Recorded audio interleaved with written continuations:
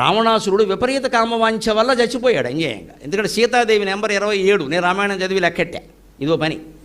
సీతజోలికి వచ్చాడు, చచ్చాడు. సీతజోలికి ఎందుకు వస్తాడో తెలిసి ఇందాక చెప్పాను, పాపం పండడం అంటే అదే.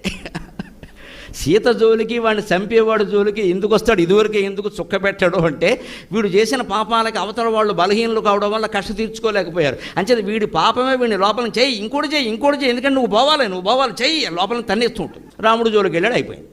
అందుకే చేస్తాడు మనిషి పాపం పండడం అంటే. అందుకే విష్ణుమూర్తిని చాలామంది అవతరించనంటే ఆయన పాపం పండనే అంటాడు.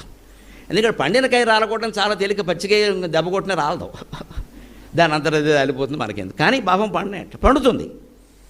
అలాగా రావణాసురుడు అతి లోభాత్ సుయోధనక. పోనీ ఇందాక మనం చెప్పుకున్నట్టుగా అరణ్యవాసంలోనన్నా వదిలేసి అక్కడైనా ఊరుకుంటే యుద్ధం జరిగేది కాదండి. ద్రౌపదిని జుట్టట్టుకు లాగాడు, అవమానించాడు, ప్రతి చోట అవమానించాడు ఇంక అందరినీ. దాంతో యుద్ధం వచ్చి పడింది, నాశనం అయ్యాడు.